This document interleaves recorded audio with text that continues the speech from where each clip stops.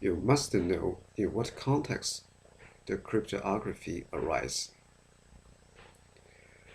In a typical context, there are two parts communicating with each other. One part is sender, the other part is receiver. And the media between the two parts is channel. The channel may be wired or wireless. On the channel, there are also the third part called attacker. The attacker maybe simply eavesdrop the messages or do some further damaging things. There is another context which often be omitted by the student. It's a storage. For example, if a person stored a file onto the computer system one day before, and now he wants to open the file. In this context, the person stored the file one day before.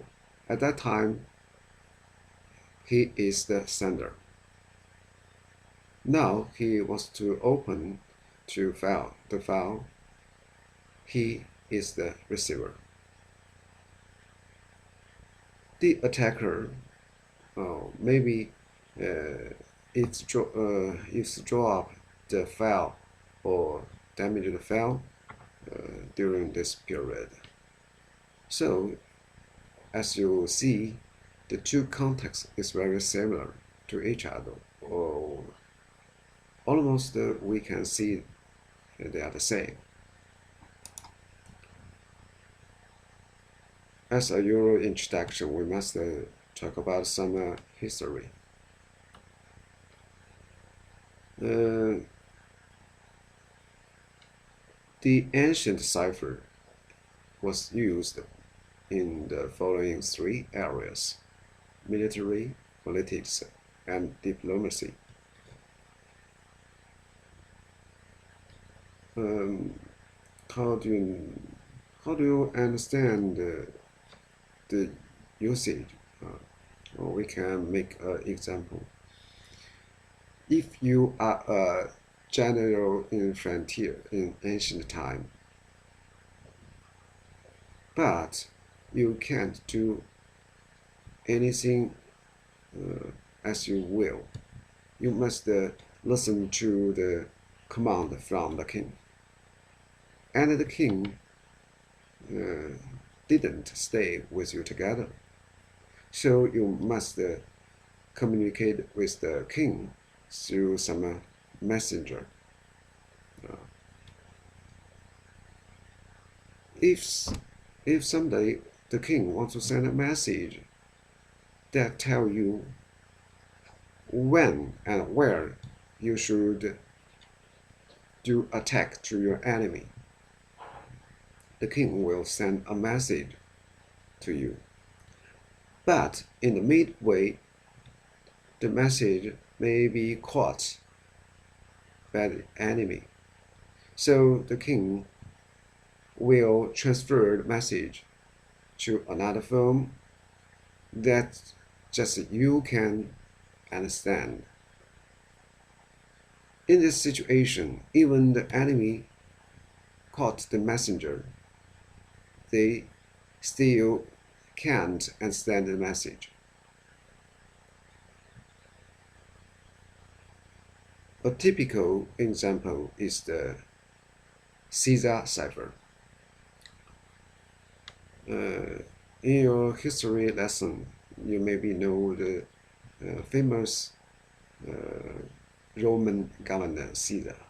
He is a mathematician and a politician, very, very famous. In his time, the Roman country became very strong and governing almost the whole world in that time. In Caesar cipher, the letter A is transformed to letter D. Letter B is transformed to letter E, and so on.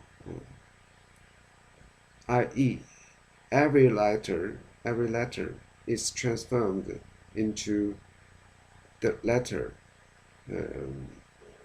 3 position after it. Of course, at last, the letter X is transformed to A, Y to B, and Z to C. So if Caesar wants to send a message to other general, he just do the transformation. And when the other part receive the message, he just do the anti-transformation. He will transform the letter E to letter B and letter D to letter A, and so on. After that, he can understand what Caesar wants to say. This is a very simple example. In ancient time, almost cipher is very much like the Caesar cipher, although they are not so simple as Caesar's one.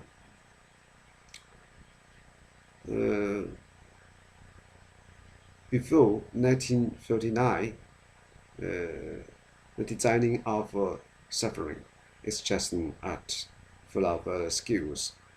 It's not a science.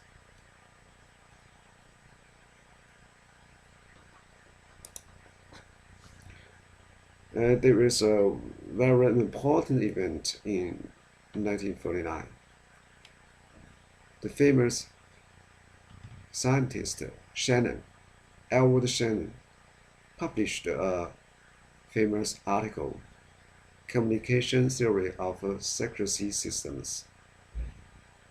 In this article, Shannon used information theory to understand and prove many important things about secrecy systems.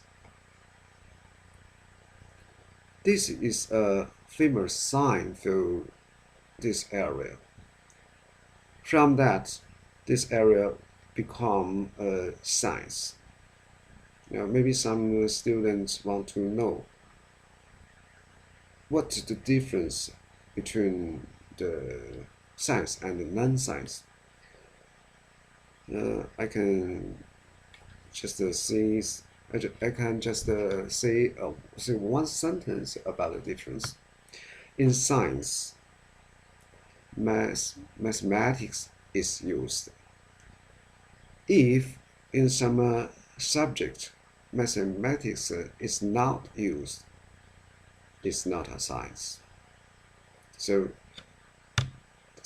that's all.